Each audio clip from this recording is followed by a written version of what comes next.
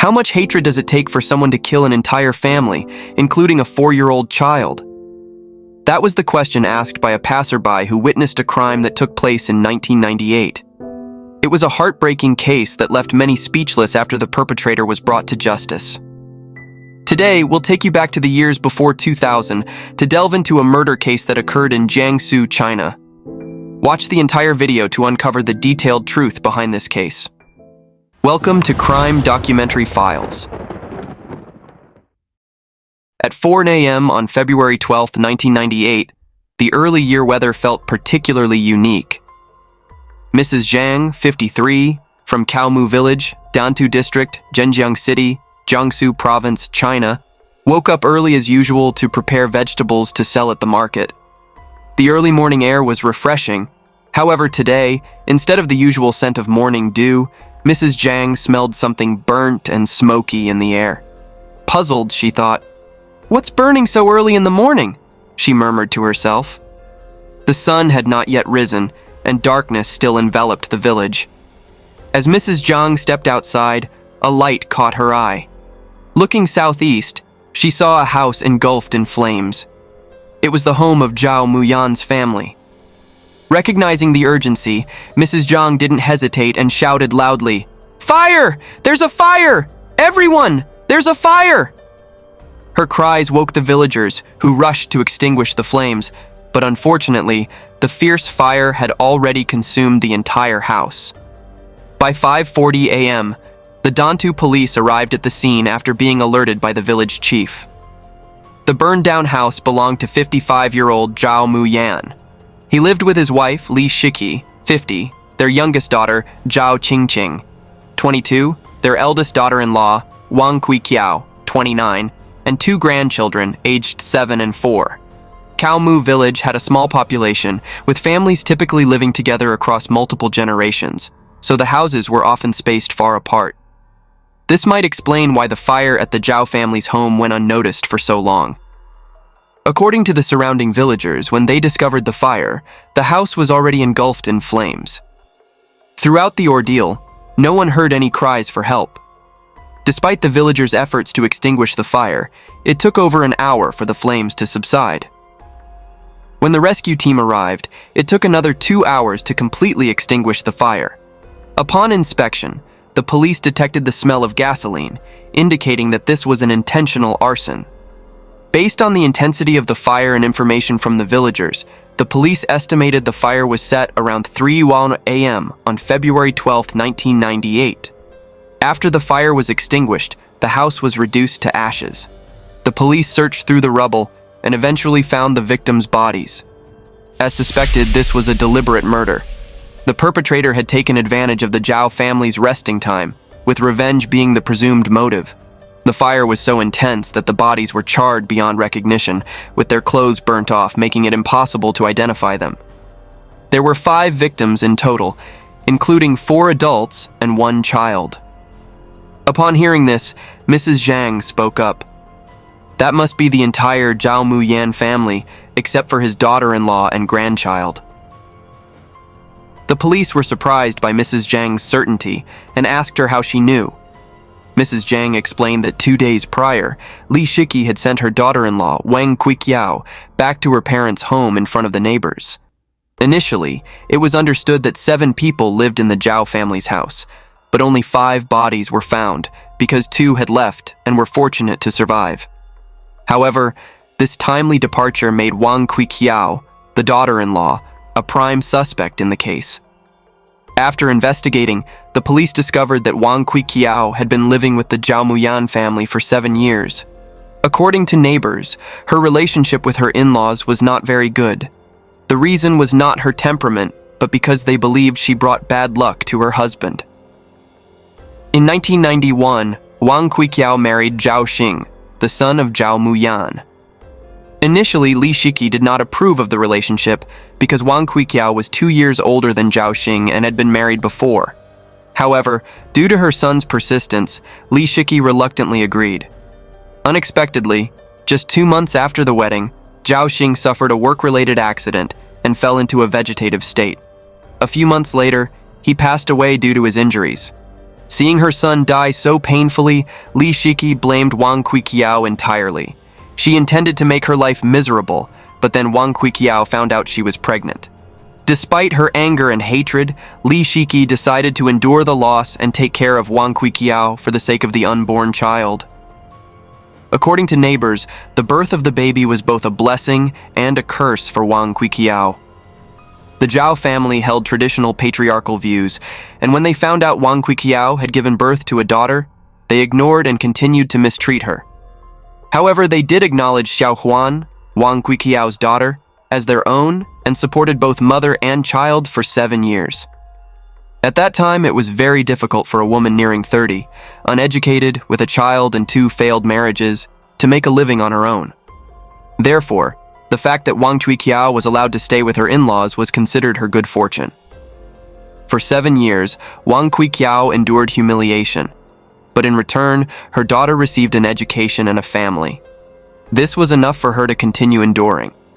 Realizing that Wang Cuiqiao had a clear motive, the police traveled over 20 kilometers to Jiangsu district to meet her. This was when Wang Cuiqiao learned about the incident at her in-laws' home. She was extremely distressed and worriedly asked about the family's condition. When she found out that her entire in-law family had died, Wang Cuiqiao collapsed, not crying or speaking, and simply invited the investigators inside. It turned out that 2 days before the fire, on February 10th, Wang Cuiqiao and Li Shiki had another argument. The cause was again a children's squabble. That afternoon, as usual, Wang Cuiqiao let her daughter, Xiao Huan, 7, play with her nephew, Xiao Bao, 4, the son of her sister-in-law, Zhao Qingqing, in the front yard while she cooked in the kitchen. Somehow, Xiao Huan and Xiao Bao started fighting over a grasshopper woven from leaves. In the end, Xiao Huan got it, making Xiao Bao cry. Hearing the noise, Li Shiki rushed out from the living room. Without assessing the situation, she saw her grandson crying and immediately hit Xiao Huan hard on the bottom, causing her to cry loudly in pain. Seeing this, Wang Cuiqiao rushed out to stop her mother-in-law, who then accused her of not raising her child properly. She then chased both Wang Cuiqiao and her daughter back to her parents' home, even though it was getting dark. This back and forth had happened multiple times over the past 7 years. Knowing that her mother-in-law would soon calm down, Wang Cuiqiao complied. That evening, she asked a villager to take her and her daughter back to her parents' home, bringing only a few clothes and some cash. Wang Cuiqiao firmly stated that she had been in Jiangsu for the past 2 days. Her parents and neighbors could vouch for her. The journey from Jiangsu to Dantu took over an hour by car, not to mention the police found a 20-liter plastic gasoline can discarded 20 meters from the house. If Wang Cuiqiao were the perpetrator, carrying a 20-liter can over such a long distance would have surely drawn attention. So far, there was no concrete evidence against Wang Cuiqiao other than her possible motive. Returning to the crime scene once again, the police searched everywhere but found no unusual traces. All household items were burned, and valuables like gold necklaces were found intact in the house, with everything still in its place, indicating no signs of theft. As previously mentioned, the police found a plastic gasoline can, suspected to be left by the perpetrator. However, fingerprint analysis yielded nothing, suggesting the perpetrator wore gloves while carrying out their plan. The forensic team had completed their autopsy reports. Examination of the victim's stomachs revealed a significant amount of sleeping pills in the adult stomachs, except for the 4-year-old child. This was a crucial clue. Why was this significant? Because a 4-year-old in a rural area would typically eat the same food as the adults. So, which dish was the sleeping pill in that the child didn't eat? After collecting and organizing all clues at the scene, the police came to several conclusions. First, the motive for this crime was undoubtedly revenge.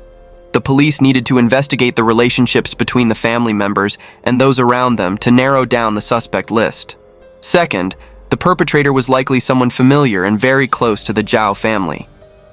It's possible that they were present at the Zhao family's dinner on the evening of February 11th, quietly adding sleeping pills to the meal before setting the house on fire. Third, another hypothesis, though speculative, was that one of the victims might have committed arson and suicide. To validate this theory, the police needed to investigate the family members' relationships. After reaching a consensus, the investigation team quickly split into two groups and began their inquiries. Surprisingly, after investigating the Zhao family's relationships with their neighbors, the police found that Zhao Muyan and Li Shiki were not well liked. Zhao Muyan was known for his erratic temper, always thinking he was right, being domineering, and never getting along with anyone he met. His wife, Li Shiki, was equally problematic, being aggressive, gossipy, and frequently speaking ill of her daughters-in-law and sons-in-law. Their selfish behavior had caused numerous conflicts with neighbors, notably with Song Xiaobin, 52. Song Xiaobin, a longtime neighbor, had turned from friend to foe over a dispute involving a cow eating Zhao Muyan's corn. According to neighbors, this incident happened over a year ago. Zhao Muyan, without informing Song Xiaobin, killed the cow and hosted a feast for the neighbors. When Song Xiaobin discovered what happened, Zhao Muyan not only refused to apologize, but also lectured him on being considerate and warned that this was just a threat. If Song Xiaobin didn't keep his animals in check, he wouldn't let it slide next time. The value of a cow to a farmer is significant, and losing it along with the insult from Zhao Muyan made Song Xiaobin furious. A few days later, he retaliated by throwing cow dung into Zhao Muyan's house. This led to another fierce argument, to the point where the village chief had to personally fund a tall fence to separate the two households. For over a year, the two sides clashed frequently. If they weren't arguing, they were fighting. The village chief was so exasperated that he eventually pretended not to notice their conflicts. Given this history, the police couldn't overlook Song Xiaobin. When approached, Song Xiaobin sighed and said, "I knew you'd suspect my family because we have the biggest grudge against him, but I swear, I didn't do it. I genuinely hate the old man, but I wouldn't kill his entire family. Besides, how could I harm a 4-year-old child?" Indeed, this tragedy was incredibly sorrowful. A family of 5, including a 4-year-old child, was burned to death. Who could harbor such intense hatred against the Zhao family to commit such a heinous act? After verifying Song Xiaobin's whereabouts and activities, the police temporarily ruled him out as a suspect. On that evening, it was confirmed that he was at home after work with some distant relatives visiting. However, from Song Xiaobin, the police learned new information about the relationship between the Zhao Muyan family and their son-in-law, Ling Xixiao, 25, who was Zhao Qingqing's husband and one of the 5 victims of the fire. Considering the second and third hypotheses from the police, Ling Xixiao might be involved in the incident. Ling Xixiao was known to have the least influence in the family, even less than Wang Cuiqiao. This was because he was living with his in-laws. Ling Xixiao married Zhao Qingqing when she turned 18 because she was pregnant. Ling Xixiao had been frail since childhood and wasn't as strong as other men in the village, so his job was much lighter and his salary was equivalent to that of women. This inadequacy made Ling Xixiao despised by his in-laws, especially Zhao Muyan. During meals, Zhao Muyan and his wife, Li Shiki, often made disparaging remarks toward their son-in-law. Even Zhao Qingqing disrespected her husband and agreed with her parents. Gradually, Ling Xixiao lived like an invisible person in the house. He had no say in anything and had to seek his wife's permission for everything. To avoid his in-laws, Ling Xixiao worked outside all day and only returned home after dark. The only person who treated him with respect was his sister-in-law, Wang Cuiqiao. Perhaps because their fates in the Zhao household were similar, they empathized with each other. Seeing her husband becoming closer to her sister-in-law, Zhao Qingqing grew visibly upset. She urged her mother to discipline Wang Cuiqiao while she scolded her husband, demanding that he maintain proper boundaries. Although they were no longer outwardly close, they still quietly supported and helped each other. When the police asked about her relationship with Ling Xixiao, Wang Cuiqiao insisted that aside from mutual empathy, there were no other feelings involved. Based on these details, the police formed a hypothesis. Ling Xixiao felt humiliated and disrespected by his in-laws, which led him to plan the arson to kill the family, and then himself. However, he didn't want to implicate his sister-in-law, the only person who treated him with respect, so he waited until she and her daughter left the house to execute his plan. Ling Xixiao had both the motive and the opportunity. He could have spiked the food with sleeping pills when no one was watching. After everyone fell asleep, he set the house on fire, then took the pills and lay in the flames with them. Although this hypothesis aligned with the clues the police had gathered, they couldn't understand why he would choose to kill his own son. Ling Xiao was known to be very loving towards his son and didn't have a malicious or scheming nature. Even if he disliked his in-laws, the idea of harming his 4-year-old son was hard to accept. At this point, Li Ren, 28, informed the police that he had seen Ling Xiao outside his house at around 1 a.m. Li Ren, a long-distance truck driver, was returning home on his motorcycle after work and passed by Zhao Muyan's house. At that time, there was no sign of fire, but he saw Ling Xiao standing outside. Li Ren thought Ling Xiao was just out for a midnight bathroom break and didn't pay much attention, quickly heading home to rest. If this sighting was accurate, it further implicated Ling Xiao as a suspect. Typically, those who grew up in rural areas understand that people in rural China often have early dinners, around 6 to 7 p.m., sometimes even earlier, and go to bed between 8 and 10 p.m. If the perpetrator drugged the victims and they followed this routine, the effects of the sleeping pills would still be active by 1 to 2 a.m. Ling Xiao being awake and outside at this hour was suspicious, suggesting he hadn't taken the pills. This observation lent credibility to the police's hypothesis. Finally, after many days of investigation, the police decided to close the case. The perpetrator was concluded to be Ling Xiao, with the motive being revenge for the disdain from his in-laws. It seemed the case could finally be put to rest, but some investigators disagreed with this conclusion. They believed the evidence was insufficient, and, given that they couldn't get a statement from this particular suspect, they decided to continue monitoring the case for a while. On February 24th, the police returned to the scene with sniffer dogs, hoping to find any overlooked clues in the rubble. However, despite their efforts, they found nothing but ashes and charred metal. At that moment, Mrs. Zhang, who had discovered the fire, saw them and spoke up. "Still investigating? I thought the case was closed. You guys are really diligent. If you need any help, just let us know. Everyone's been working hard searching these past few days." The police were surprised by Mrs. Zhang's comment because they had just returned to the scene today. Who else had been there investigating? They asked Mrs. Zhang about this, and she revealed that Wang Cuiqiao had been coming to the site repeatedly over the past 2 days. The case was nearly 2 weeks old by then, with the investigation mostly concluded. So why was Wang Cuiqiao returning? Was she hiding something from the police? This prompted a discreet investigation into Wang Cuiqiao. Initially, the police believed it would be difficult for Wang Cuiqiao to act given the 20-kilometer distance between Jiangsu and Dantu. She couldn't ride a motorcycle, and traveling with a 20-liter gasoline can would certainly draw attention if she were with someone else. Yet, her recent behavior raised the police's suspicions once more. In an unexpected turn, during their quiet investigation, they found a witness indicating that Wang Cuiqiao had indeed left Jiangsu late on February 11th. Mr. Zhao, 41, a fellow villager of Wang Cuiqiao's family, reported that around 1 a.m. on February 12th, he saw a woman on a motorcycle leaving the village. Her build and clothing closely resembled Wang Cuiqiao's. He knew she couldn't ride a motorcycle, so he thought he might have been mistaken, especially since it was dark and he was a bit tipsy. To verify, the police visited Wang Cuiqiao's home and saw her father's motorcycle matched Mr. Zhou's description. It was clear that her family knew something. Using their professional experience, the investigators posed some indirect questions, making Wang Cuiqiao's parents avoid eye contact. The police's suspicions grew stronger. They decided to confront Wang Cuiqiao directly.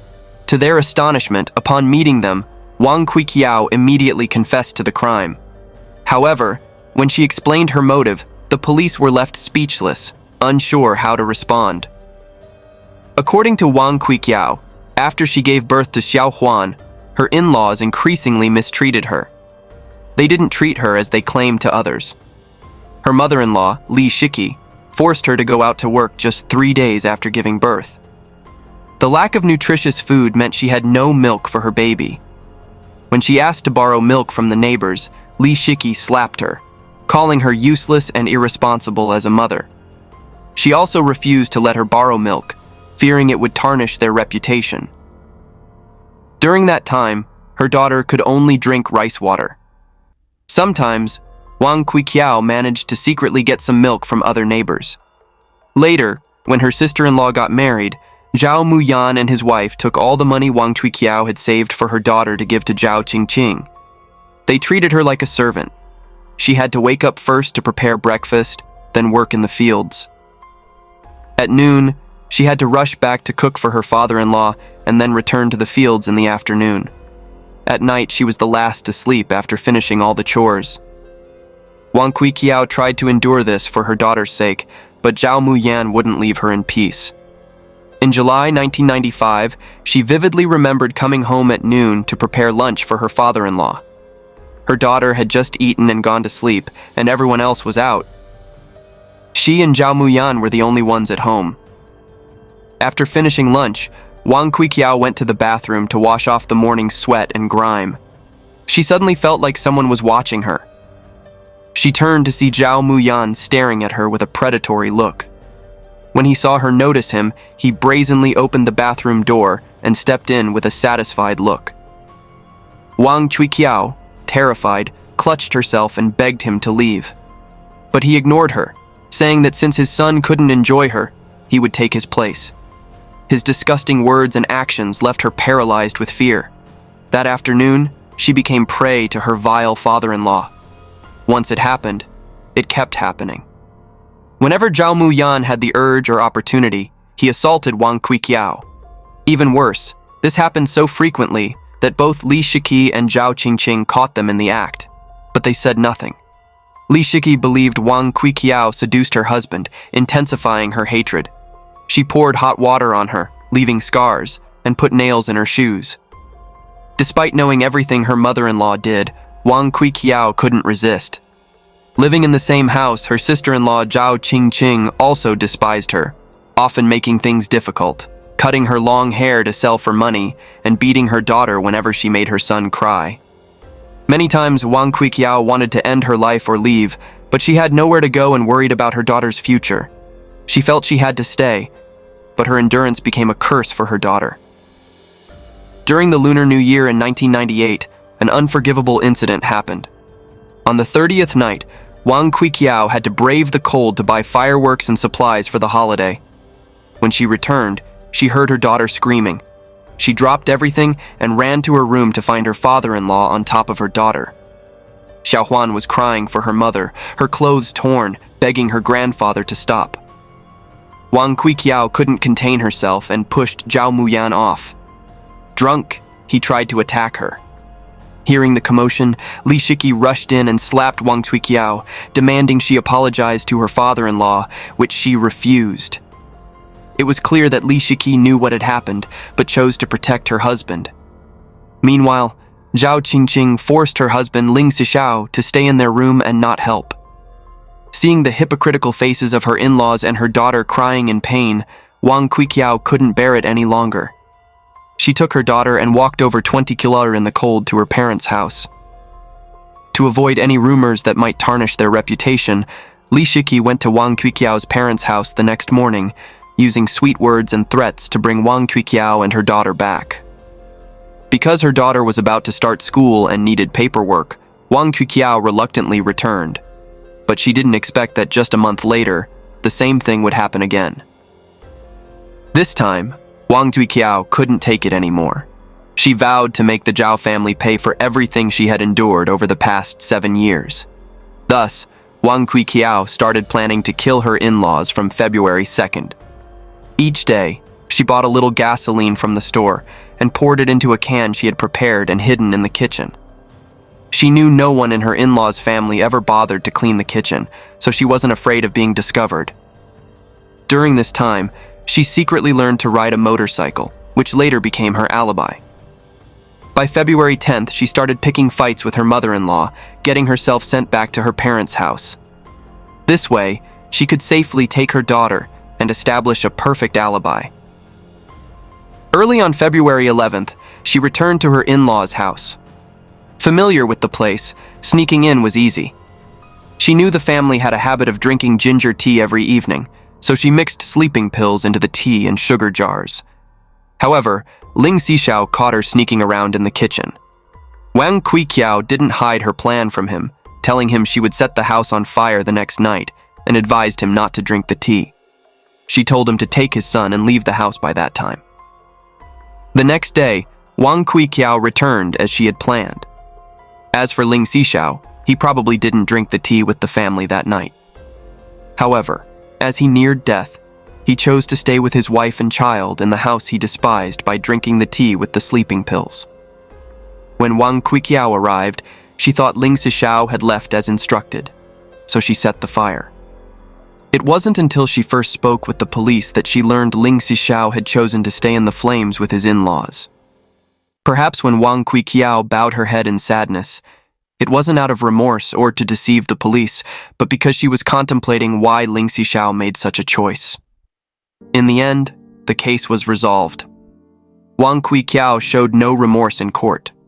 Her regret was not giving her daughter a happy life and failing to protect her all those years. Before her execution, Wang Cuiqiao asked her parents to take care of her daughter. She also told her daughter, no matter what, never to live a life like hers. Wang Cuiqiao's words moved many people. Everyone wants to be a good role model for their children, but what kind of terrible life did this mother endure to beg her daughter not to live as she did? This case has much to discuss, but it's hard to criticize any one individual because everyone involved had their faults. Despite the wrong actions of the perpetrator, as a mother, it's hard to imagine anyone enduring what she and her child went through. If you were Wang Cuiqiao, what decision would you make? Please share your thoughts with us. Thank you for watching today's video. Goodbye, and see you next time.